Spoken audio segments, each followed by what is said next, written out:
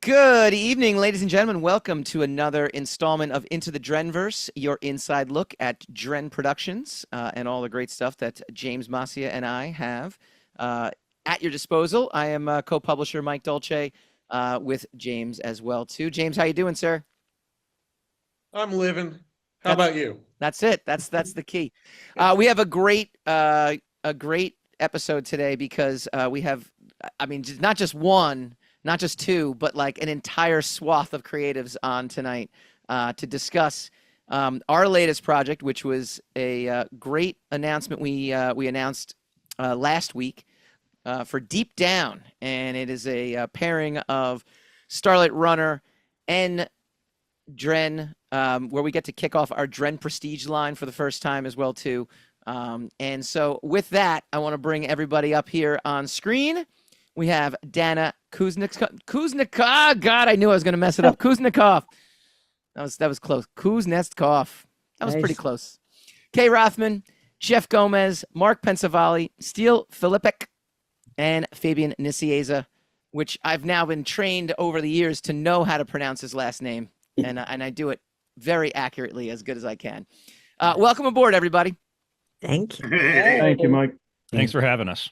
So this is a pretty, epic merge of Dren with Starlight Runner, Fourth Agreement Entertainment, and Silver K Productions. So why don't we go around the room real quick? We'll do a quick introduction for everybody, and then we will get right into the main project, which is Deep Down. So Dana, start us off. Hey, I'm Dana Kuznetsov. I am a born and raised New Yorker. I'm a theater nerd, and I am one of the original creators of Deep Down. Kay?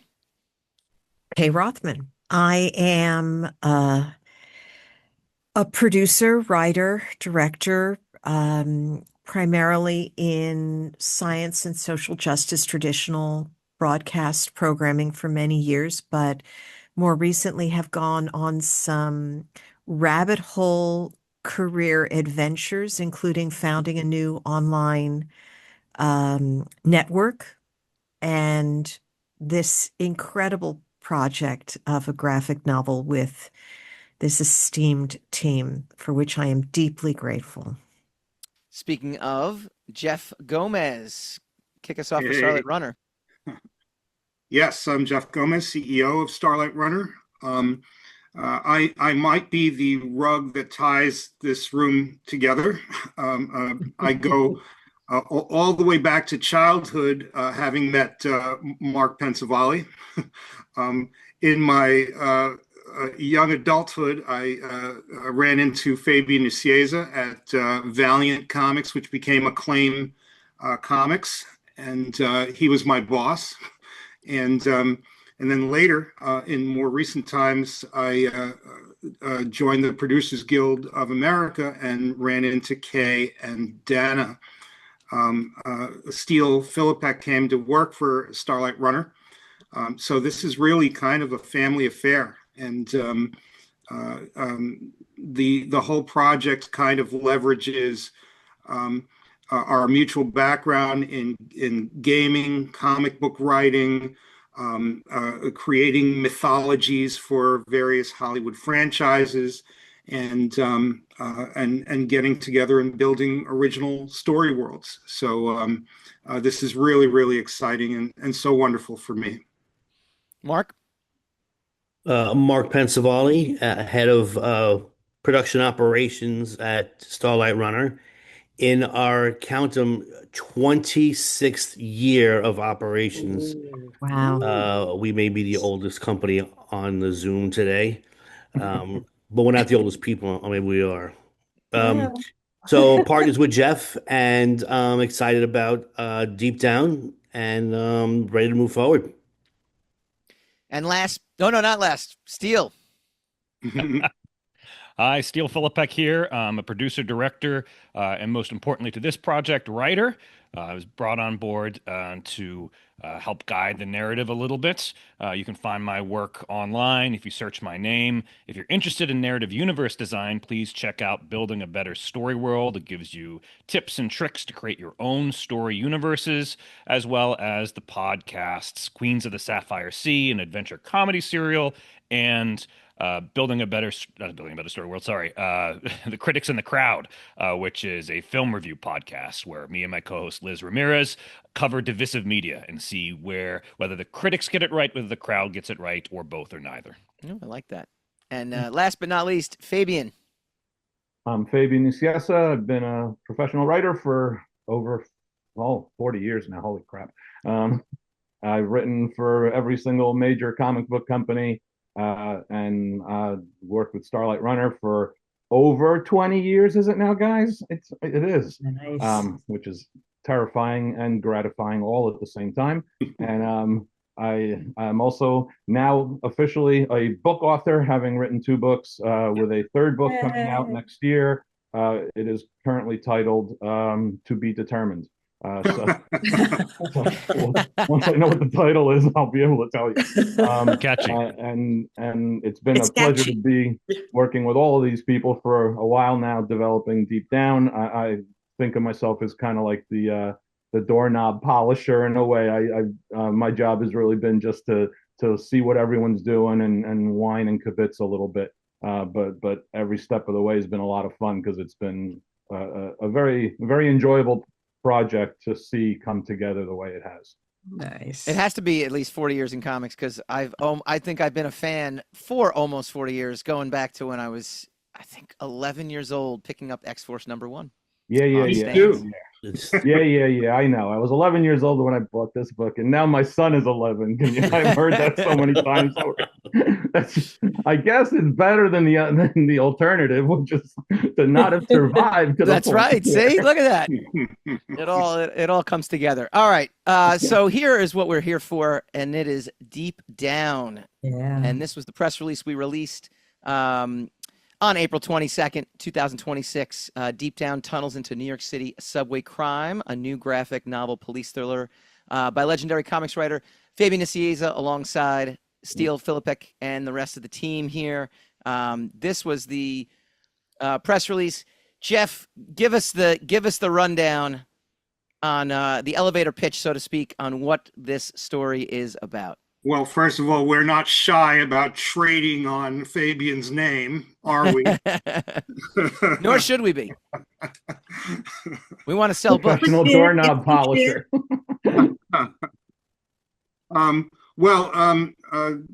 Deep Down is like this gripping urban crime thriller with a little bit of occult undertones. It's set within the hidden underworld of the New York City subway system. And in the story, when a young autistic girl disappears into the tunnels during a violent crime spree, the possible kidnapping becomes a kind of political flashpoint, which is passed down to this kind of motley crew of outsider cops. They're the New York City Transit Special Operations Unit. And these people are very odd. They couldn't quite make it in other branches of the police department, and so they're all stuck there underground. But as they descend into this kind of labyrinthine subway underworld, they realize that something far more expansive and unsettling is lurking in the shadows.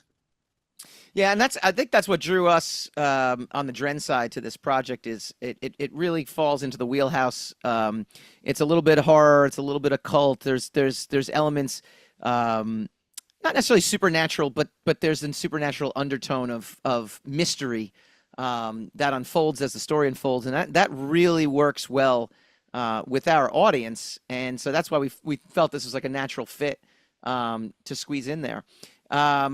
Where did the idea originate from? Like, at what point did you guys come together? Was it Kay and Dana bringing it to Jeff? Was it Jeff bringing it to Kay and Dana? Take us through that, and feel free, whoever would like to jump in. So it started because I'd been working quite a lot in nonfiction, as I said, and had been telling stories and meeting people from all kinds of subcultures and globally Nat Geo, History Channel, Discovery. And there was a story that I really wanted to tell that was based on these real life experiences. And I knew that this was going to be a scripted project. And so I needed someone who was super experienced in the scripted world and would understand the subtleties of this. And Dana was the first and only person I could think of. I adored her even then and knew that this was a partner that I needed. And so she and I started putting together and exploring what we needed. But then it became, and it became clear that we were creating a story world that doesn't exist yet. And we needed someone very skilled in creating story worlds. And I had been stalking Jeff for some time, warning him that I didn't understand a lot of what he was saying about transmedia and story worlds and the collective journey, but I loved everything that he was saying and him. And so Dana and I asked to meet him at his office just to talk through, we thought we'd get a couple of good pointers. And we arrive, and the entire Starlight team is in the conference room at the big table. So we talked about this place of marginalized people who were discarded, but in fact, they really were what is special about existence and life. And these crazy things happen, and the only thing that is not true is it's not aliens. Whatever happens in this world, weird, crazy, it's not aliens. So it's clearly aliens then. Got it. It's not aliens. And so finally, Dana was kicking me under the table, like, shut up already, it's enough. And he walked us to the elevator, Jeff did, with tears in his eyes, and said, we're in, I'm in, we're doing this, which, thank God, it was completely unexpected and unbelievably appreciated, and thus began our journey, because Jeff brought in these incredible human resources of Steele and Fabian and Mark, and our artist is incredible, and Chris Artemis. You can see the subtleties of the color and the light, and Dana is probably virtually kicking me under the table. So I'll stop now, but I have a lot to say about how great they are. Yeah. That's how it started. That is how it started. And I'm not kicking you under the table, because that was a perfect way to describe our beginning. It became this lovely, logical partnership that just knew no boundaries. No, that's amazing. Jeff and Mark, for those outs, I think within the industry, Starlight Runner has such a reputation and such a big name. Outside to just general fandom, how would you describe what you guys do as a company, and as to why Kay and Dana would want to even, bring the project to you in the first place?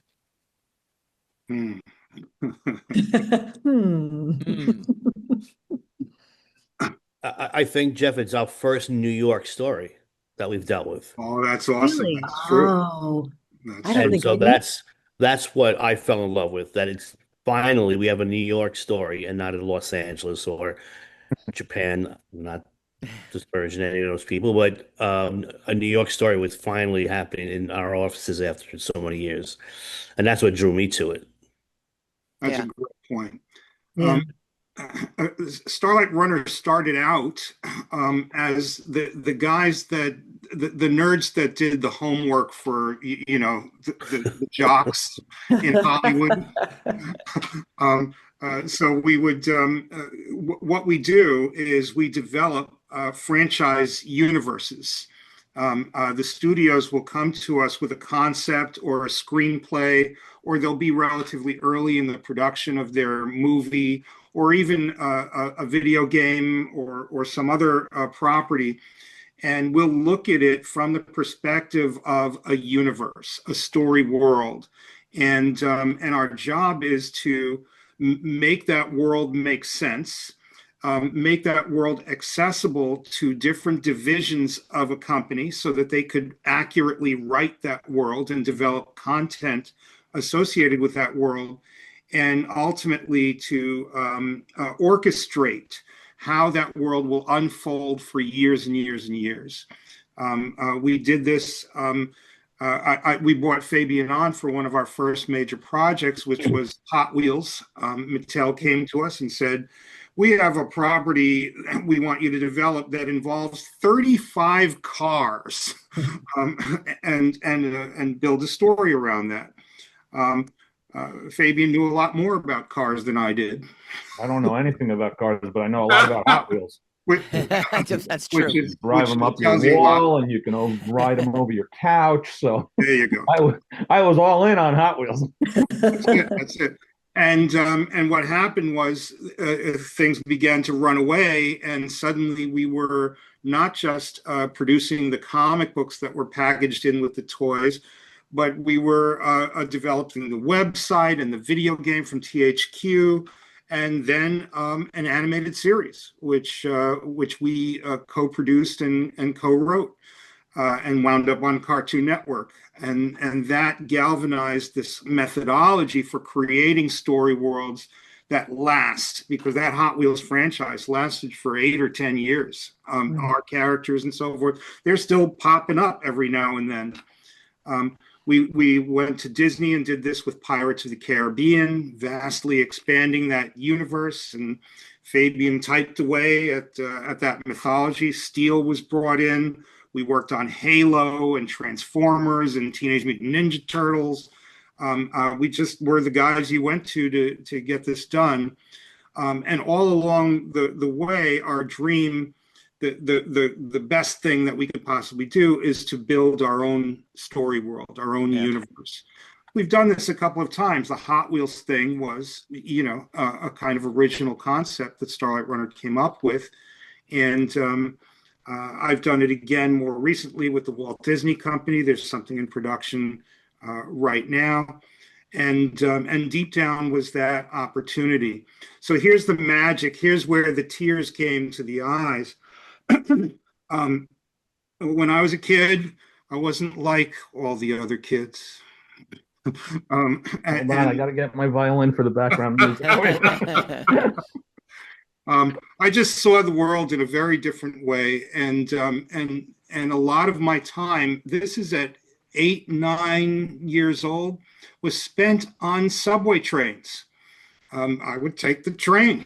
And back in the 70s, you could do that sort of thing, I guess. And by 11 or 12, I was commuting regularly from Flushing, where I knew Mark, to Times Square to like hang out in movie theaters and watch kung fu flicks and things like that. And I was fascinated by trains, not so much by the design of subway cars, but by how the entire system worked, and moving through the system. Somehow I was imagining what the entire system, how it interfunctioned, how it operated on a day-to-day basis, the cadence, morning, noon, and night, the people moving in and out like ants, and then I had started to imagine worlds within the depths of those tunnels, what's really in there, and so forth. And when I got older, I realized that people indeed lived in those worlds. Mm-hmm. And in learning about those people and understanding that there wasn't all that much difference between those people and me and many of us, was a very sobering experience. And I really, really was searching for an opportunity to tell that story, and in walked Dana and Kay. Yeah, and so when you guys brought the idea in, and it connected with you and Mark, at what point does Steele and Fabian get involved, and how does the idea go from I have this great idea to, well, now I have a treatment, and now I have a script, and now I have a comic book. And Yeah. Oh, let me say, initially, Dan and I were assuming it would be a traditionally broadcast something because we came from the world of indie film, or we come from or indie or TV, but we connected with Jeff so strongly about the world itself. Mm-hmm. We understood, or Jeff understood because of his deep experience in the graphic novel space, the comic, that the audience that with which this would resonate the most is that audience, and that the aesthetics and the visuals of the graphic novel would support this kind of exploration best. So Dana and I just jumped into that world, trusting, rightfully so, their expertise in that. That was a whole different thing. We didn't start out by saying we have a great idea for a comic. Yeah. right. That was us. And by the way, what I love to do is to tool these huge story worlds.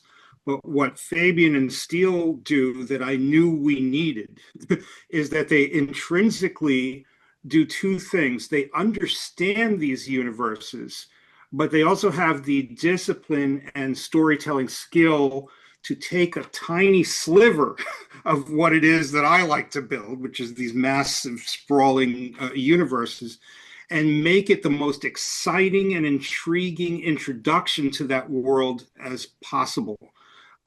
They tell a complete story that hints at this greater mythos. And that was, I thought, vital to us getting anything done with Deep Down.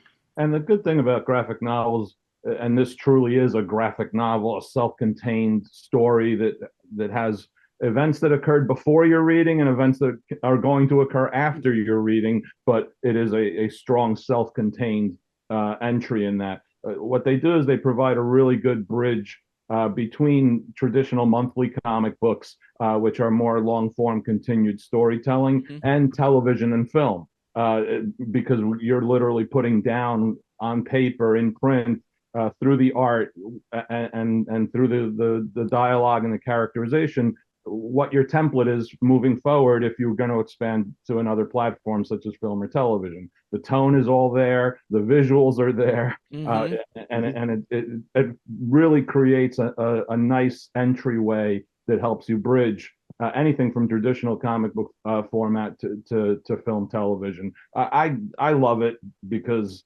I didn't live in New York City too long, but I lived in New York City long enough to become completely fascinated by the subways and always wondering what goes on below. And as I got older, learning that it's going down as deep almost as it's going up, and just realizing that there's a lot of things that you can do with this world that show people something they haven't seen before.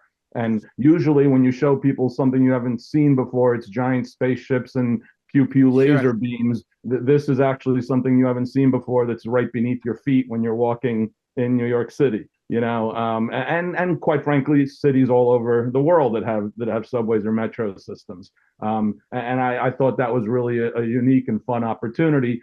Doing it through the context of really what is a police procedural really helps ground it in something that the audience understands, something we understand ourselves creatively, and it allows our unique cast of characters to just dip their toe into what is going on underneath us, I'll also say it was a very iterative process.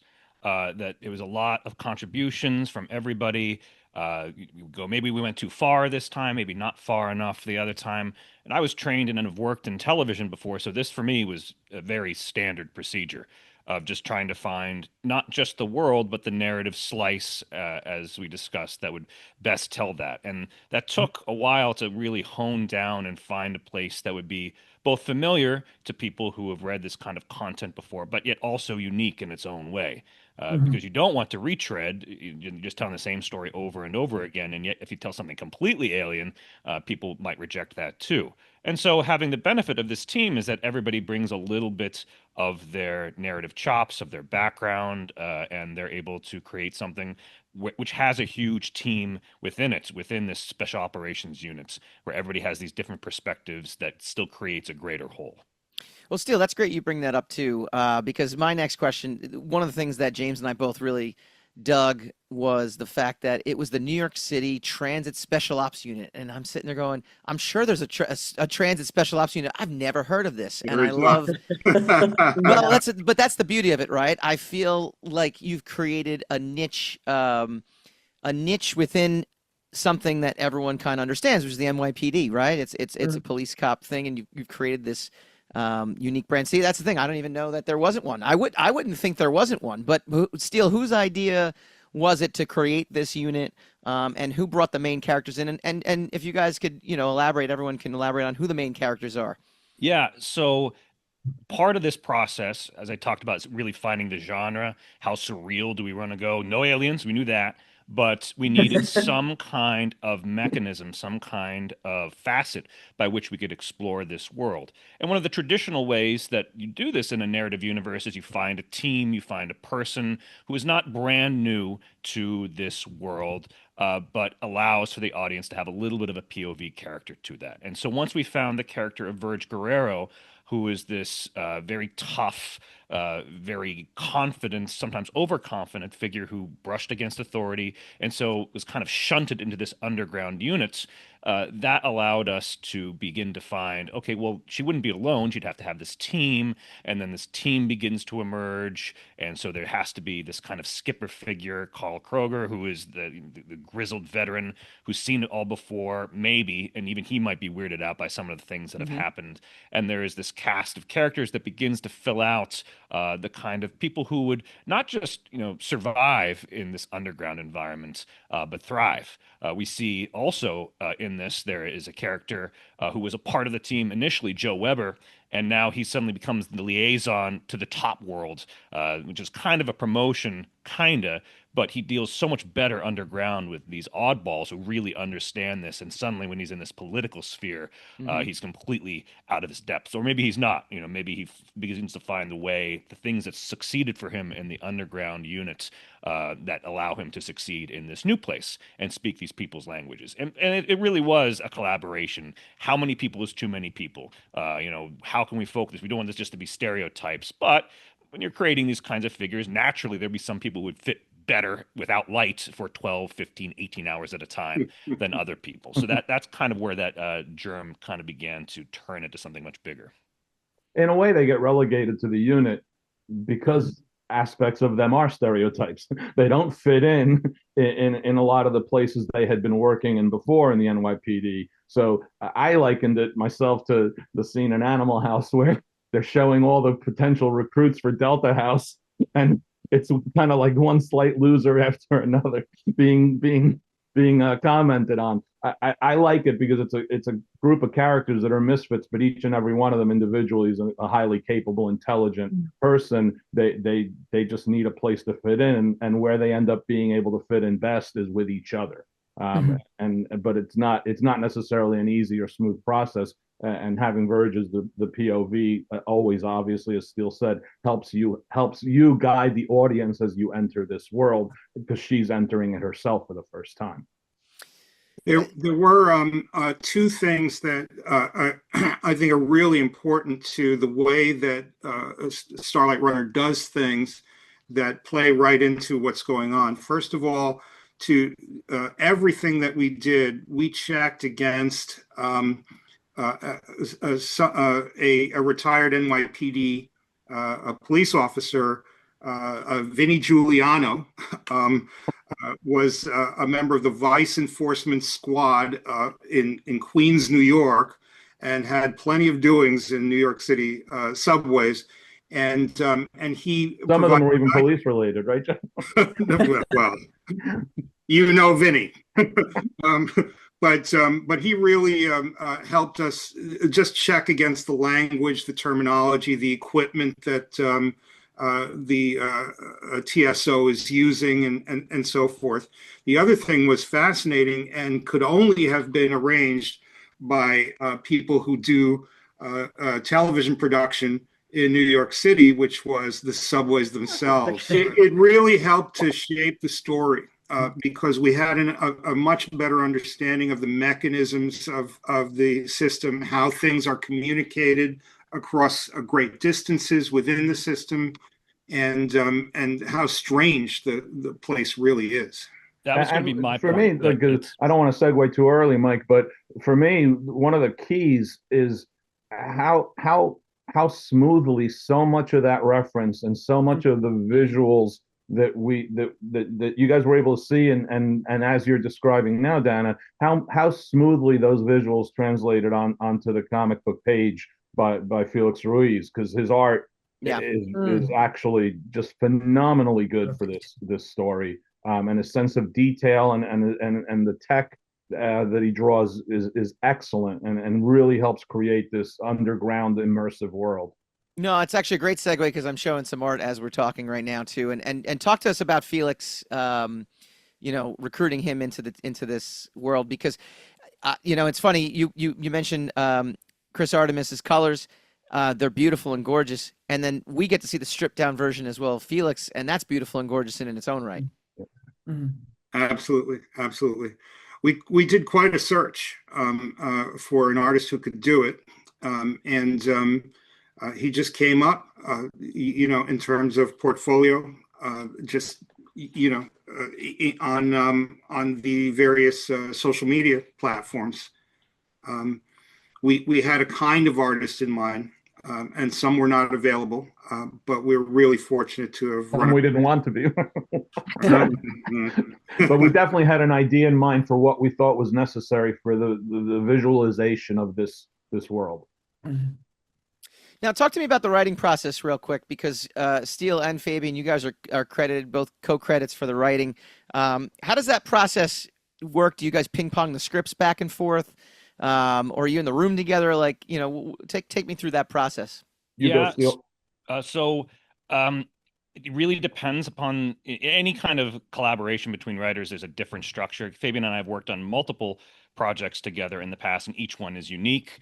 In this one, back when it was scripted, when we were considering something for broadcast, I kind of took that lead role, and then we began to workshop it. And then as we began to form this into the format that it was, Fabian kind of took more of the reins there because of his history with the medium and really understanding that craft. And so there was that kind of back and forth there where I was kind of a little more prominent in the beginning, and then we kind of crossed paths as we worked into the final formats. And I've written comic books numerous formats, but I don't have nearly the amount of experience that Fabian does. And so his capability of being able to tweak a frame or reshape something that would be natural in a scripted format but feel unnatural on the page was invaluable, so that the narrative continued to shine, these characters continued to shine, but in a way that would function best in the medium. At least that was from my perspective. Are you trying to find a polite way to say I'm old, Steele? Is that Ooh. Yeah, no, look, I Steele did 99% of the hard work, and when we were really honing it down as a graphic novel, I just came in and started to see where page turns are a little smoother, where one panel should be two panels or two panels can be one panel, that kind of a thing. It's the kind of story that you have to actually work hard to have control over, because it could be too long, it could be too big. You could find yourself wandering in too many directions. Jeff showed you the totality of the New York City subway system. We can't show that in a single graphic novel. We can only hopefully positively hint at that, right? So we have to stay focused on the area in which we're working, and literally from a map standpoint, the area that we're working in. So that's really where I felt we just were bouncing back and forth. Steele had done a lot of the grunt work on developing the characters with Kay and Dana and Jeff, and I just came in and honed and tweaked a little bit to try to create a smoother flow to introducing a reader to a lot of new characters and a story world they may not be familiar with. And I honestly, I think we were pretty damn successful because I think it's a pretty damn fun book. Yeah. One of the things that I've always been fascinated with are hidden worlds, worlds that are adjacent to our own, worlds that are hidden. I'd worked on something like that with Starlight Runner, with Men in Black, where there's this whole secret science fiction, element that's just behind, the walls of wherever it is, in the Battery, and all these kind of New York landmarks, Flushing Park. And that's not this. Deep Down is much more grounded. It's much more of a procedural. But there are some strange things that you can see in the subway, and you pass by these people in real life, and you get a sense like, who is this person in their world? Am I just an NPC in their world? And some of the things, to Fabian's point, we had lots and lots of content that we could have worked with, and I think it was Marco Polo who said I only told half of what I saw because otherwise I would not be believed. And there were elements of that where we had to, like, we can't use that. That's just too outlandish for the first pass. Yeah, that's something that we can't use that yet. Yes. Yeah. We can use that down the road. And it's ultimately, though, the reader needs to feel that they're engaged with the characters that they're reading about. And the success of the interest of the story world, which is interesting to all of us, and I can't imagine how it couldn't be interesting to anybody because it's such a fascinating life that exists underground. It still has to be grounded in characters that you both recognize and feel fresh to you at the same exact time. That's the same with any kind of police procedural. So it's a standard police procedural in its own way, but like we were talking about earlier, there are elements engaged because of the story world they're in that smell of the supernatural, but it's really just that sense of creepiness and otherworldliness and our own uncertainty of the otherness of the kind of people who live underground. Sometimes that's even the kind of people scarier. who work underground as well too. So that creates a little bit of a horror tone and a little bit of a supernatural tone, even though it's not necessarily magic in and of itself. It's just the understanding that that sense of queasiness is something that it could surprise you at any minute in the course of reading the book. With the turn of a page, you're hitting something that goes from the odd or mundane to the outright kind of scary and icky. Yeah, sometimes yes, I darkness just said is icky. darkness is the ultimate, costume for our brains. We can't see, when we can't see something correctly, our mind starts playing the tricks. And I think that's, for us, James and I, that was part of the appeal to the horror aspect is this, and Felix just, I mean, his art is a perfect reflection of that tone. Now, neurodivergent perspectives is something that runs throughout the story. Tell us how it impacts the characters and why it's such an important aspect to this story. So let's talk about what neurodivergence is. The autism spectrum, attention deficit hyperactivity disorder, Down syndrome, Tourette's, OCD. These are aspects of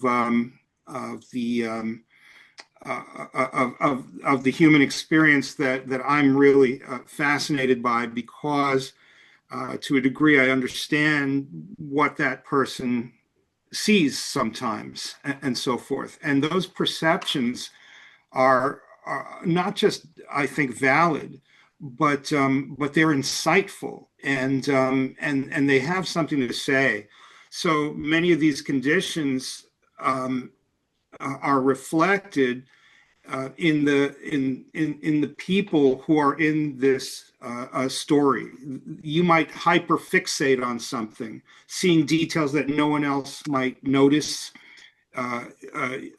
They might experience the world around them as complex functioning systems, which can be either fascinating because they understand the notion of too much information.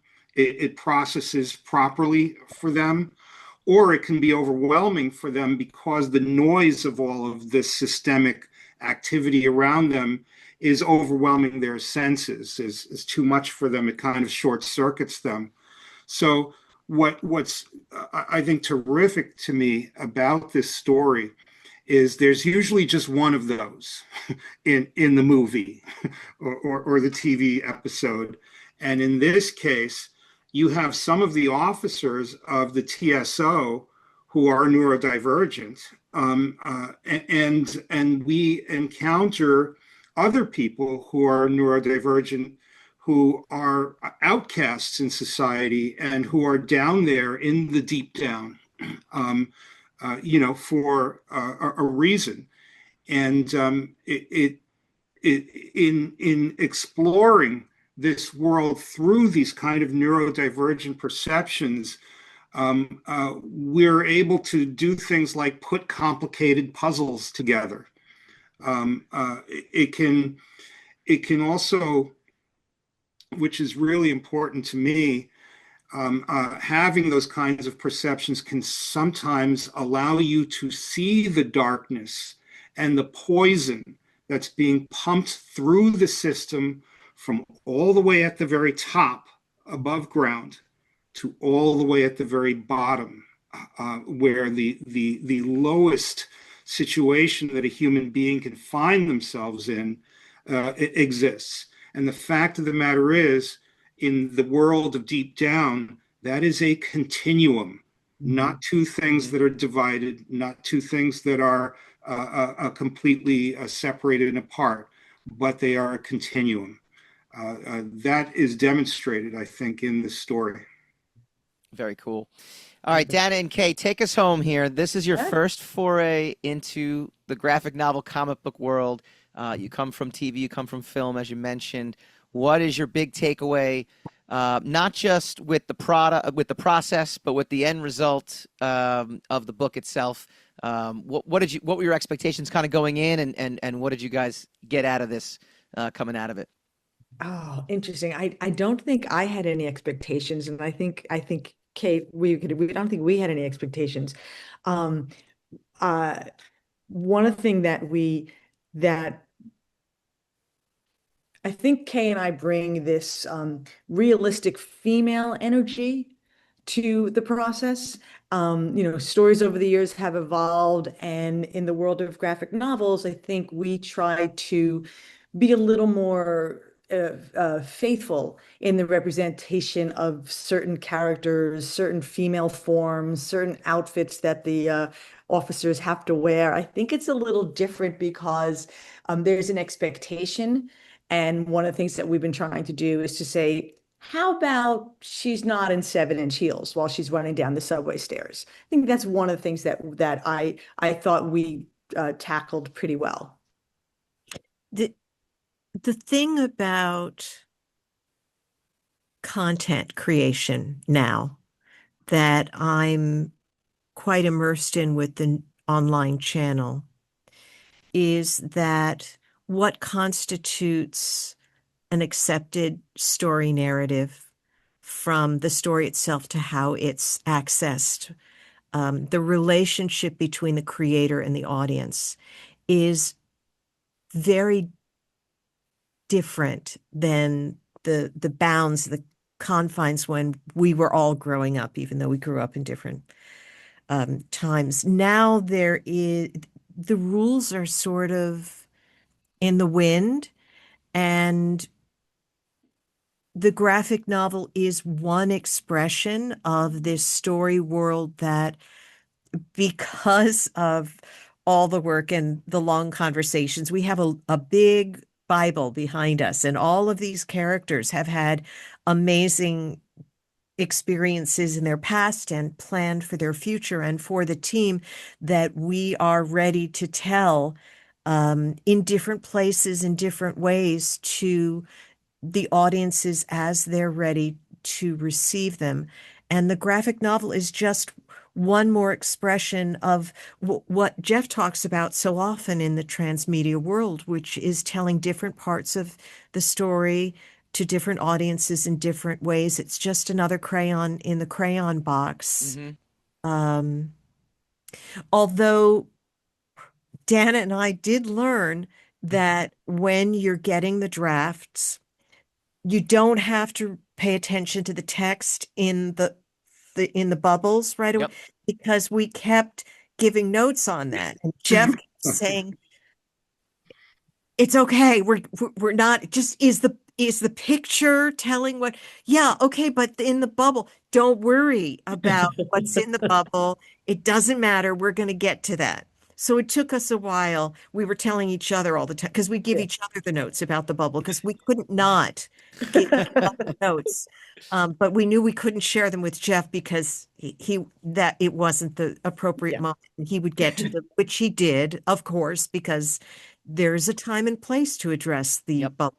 No. It is a balloon. Yeah, you're lucky you didn't run it by me because I would have shouted, "It's a word balloon!" Bubble. Right. But So that's we all right. spent I've lost that generational battle, actually. That's funny. Yeah. They were very patient with us as we said, is this the way it's going to be? Because it's going to be fine, Kay. We're going to get to that. Just focus on what we just asked you. Well- And like, part of that entire conversation, Kay and Dan, is what the beauty of graphic storytelling is in comic book format. It's not. It is its own unique kind of art. It is a synthesis of words and pictures that is wholly different than television or film, and wholly different than prose. But it's a combination of all of it, right? So the process is not an easy one to grasp. I was a professional writer, and my father still didn't know how to read a comic book. You know what I mean? So I find all of that as part of the fun of the creation of this stuff. And honestly, the back and forth, it took a long time. This whole project took a long time, but like I said earlier, I think even before we started the recording, I said that was part of the fun too. Sometimes it's good that it takes a long time because it makes you value what it is a little bit more. And I think that, like I said earlier, this is a good book, and I think that people who get it are going to enjoy it and want to see more of it. Yeah. Well, the book is Deep Down. It's coming from Dren Productions. It is the kickoff to our Dren Prestige line. We will have more on Dren Prestige. We'll have more on Deep Down. We'll have more on all this stuff in the coming months as well, too. Look for Deep Down this summer. I want to thank my round table of guests. Thank you all very much. James, I know we got a lot out of you today. Yeah, it's all good. That's enough out of you, James. All right, that's no more, James. It's better off when I don't talk. So Yeah. No, Mark. How are you going Mark's to the get a word in runner-up. edgewise when there's 46 people on the guest panel? This has been Into the Drenverse. We will catch you guys next time. Thanks, Mike. bye. Bye.